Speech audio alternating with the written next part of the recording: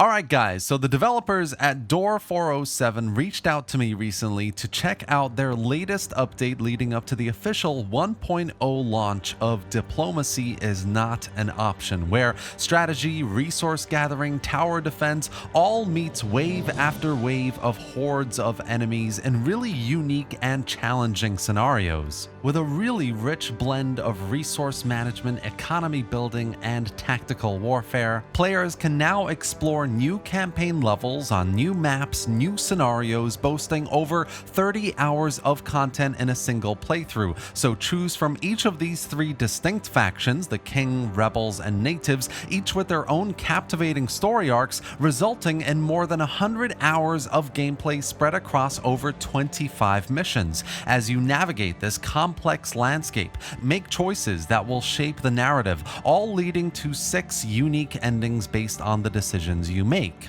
So first of all, thank you to Door 407 for sponsoring this video. I really appreciate it. I'm always up for checking out new games, new releases like this. Going from early access to version 1.0 is a big deal, and what they've done with Diplomacy is Not an Option is really cool, really fun and challenging. So what I'm going to do today in this video is dive straight into level 5 of the King's faction beyond the tutorial levels to show you some real honest gameplay.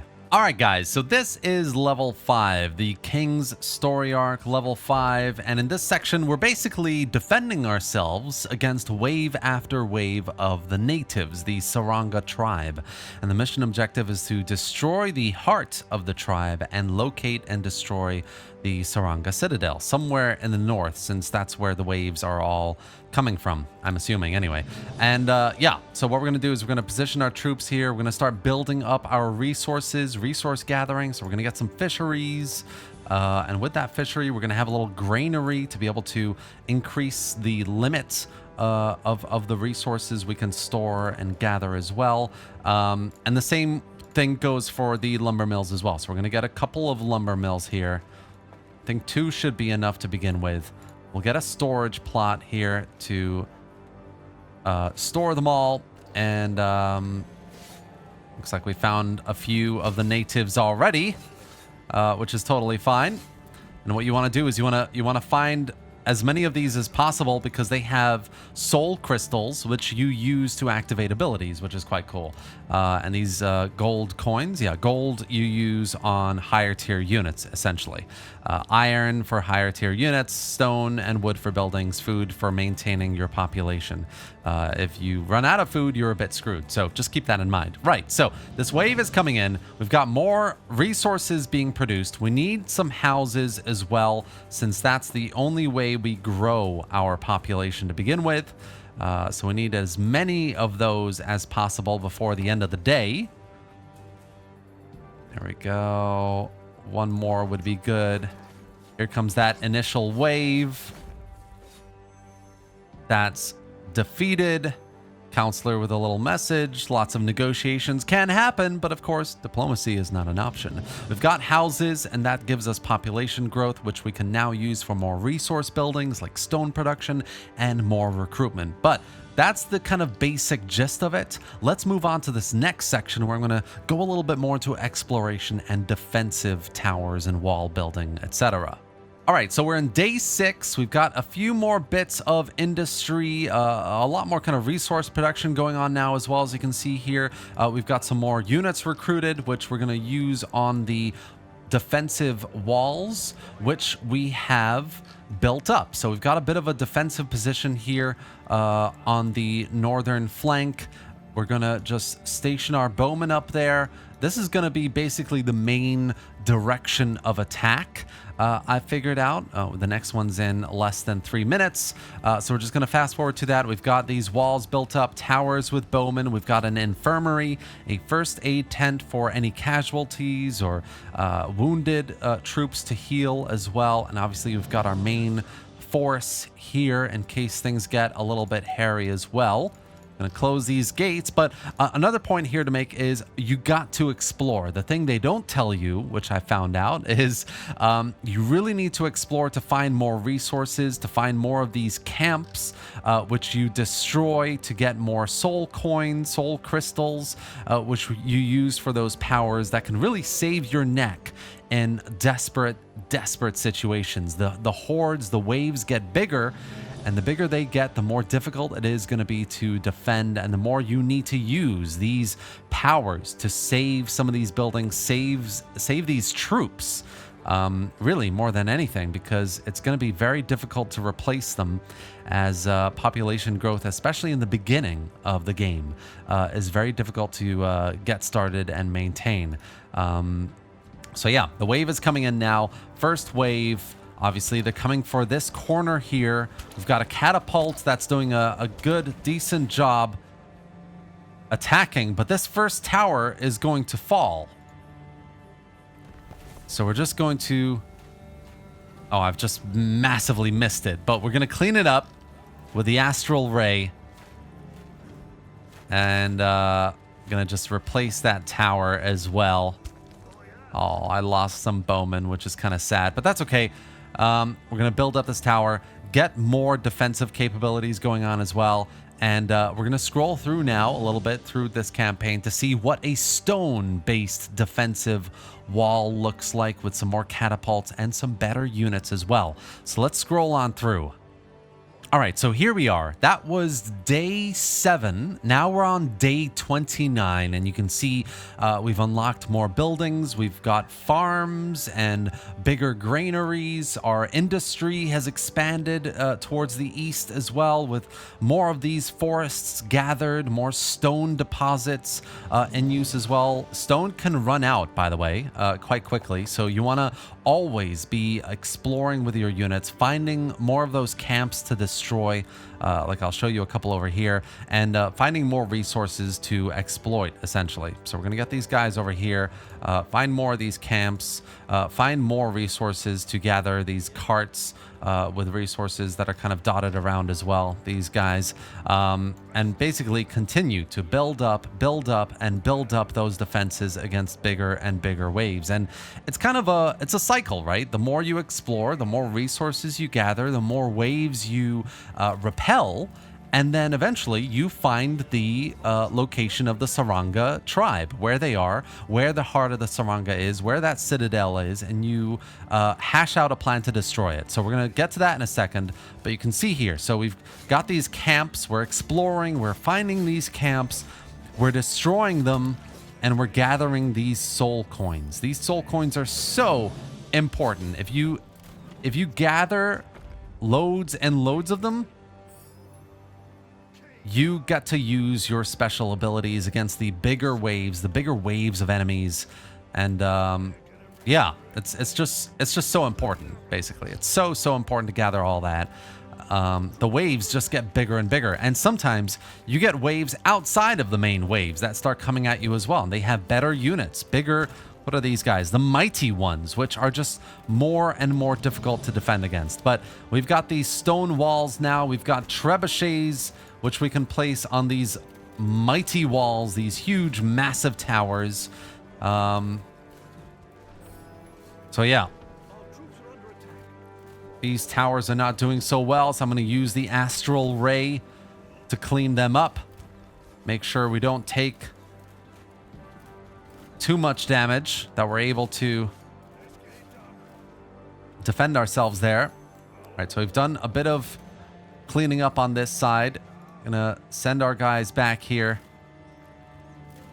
kite them a little bit before things get out of hand, and then move forward, and yada yada. You keep repeating, rinse and repeat until you've defeated them and you've cleared out this area. You unlock more resources, as I said. So yeah, this is what that higher tier town looks like, essentially.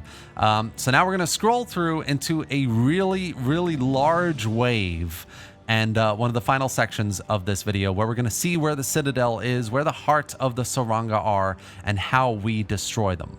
All right, guys, so it's day 53. We've got a wave already incoming. This is wave 12. And what we're doing is we're recruiting loads of these Chimera units. Chimeras are basically bomb explosive drones. You send them to in a large group to an area, and you can destroy loads of enemies and loads of buildings as well. As you can see, we've built up some more trebuchet emplacements around the back here and on the flank on this side, which kind of, I just realized, just having more of these trebuchets is really important, but also beyond that, having them on the flank of where the enemy wave is approaching just gives you those opportunities for arcing fire, for flanking fire. That's really, really important to destroy massive waves of hordes like this. So that's what we're doing here. That's what this fully kind of built up town looks like. Loads of population growth centers, lots of farming plots, loads of large, massive walls, towers that can hold trebuchets to be able to defeat this horde, essentially. I used all of my soul crystals to destroy previous waves because we got into pretty hairy situations, I would say. You can see all these graves here, grave markers of our fallen comrades. And these waves, as you can see, just get bigger and bigger and bigger. But we've got some nice tech. We unlocked the stronger durability tech for the walls, so they're kind of holding on. We've got hot boiling oil as well that come up. Here, you'll see them in a second. Yeah, these little flaming oils coming down. Oh, but I say that, but these walls are not holding, you know? We've lost that tower there. These towers might go as well. It's just very, very difficult. It should hold, though. I think it should hold. I mean, fingers crossed it holds. But the main point here is these chimeras. We've got 14. I think we want to get about 20 to 25 before we start attacking the enemy. And as we explored, as I described earlier, you know, you get these industry bits going, you get all these resources being built up, you explore, and you find the enemy settlement. So here it was. I already sent a few chimeras to put a dent in this wall to let us through into the main citadel, which we should be able to do now, hopefully. Once these chimeras are recruited, this wave is finally defeated, and we can just start replacing these walls as well. So we'll get... Maybe we'll do a massive wall here like this. Just cover more of this flank, which just keeps falling, you know? This area is the main source of my suffering as all these hordes are concentrated into this little corner here. So yeah, really important to fill this area out, I've realized. Almost done with the chimeras. And we will create two groups. One of them will go after the heart of the Saranga, and the other will go for the citadel. So I think the heart will take less firepower to take out. We'll have these guys there, and these guys will go after the citadel. The chimeras chugging forward. There's a little bit of a patrol area here, so we don't want that. In fact, let's leave them behind, and let's take out the heart first, which should be this building, I'm pretty sure. So yeah, you can see they've got lots of towers. Now we've managed to take out the heart there. And then let's go after the citadel. In our final... Hopefully it's the final. I mean, you don't know how much health the citadel has. There it is. So we're going to go straight forward before we lose our chimeras.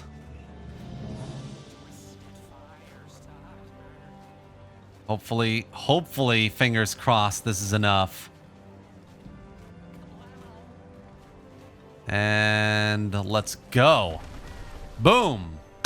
So there's the citadel has fallen. All these soul crystals as well.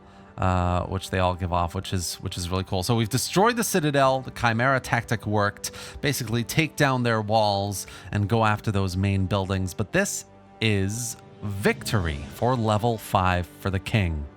And that's it for today, guys. This has been my playthrough of Diplomacy is Not an Option, which is going from early access to version 1.0 today. And it's just released on Steam. So if you like what you see, you're interested, you might want to consider it. Go into the Steam store page, which is also linked below in the video description, to check it out and consider buying it if you've enjoyed what you've seen here, of course. I really enjoyed it. It is challenging. There is a bit of a learning curve to get over, especially in those higher difficulties, but it's immense fun when you get over it, when you start finding these strategies, the tactics to really defend your towns, send out those forces to explore, find your objectives, and get them completed. It is really, really quite fun when you can get to that state. So I really enjoyed it. Thank you for Door 407 for sponsoring this video, for letting me try this game that is out today. Really, seriously, thank you. Love making videos like this. It's been a pleasure to check this out. And you, viewer, I hope you enjoyed watching this video as well.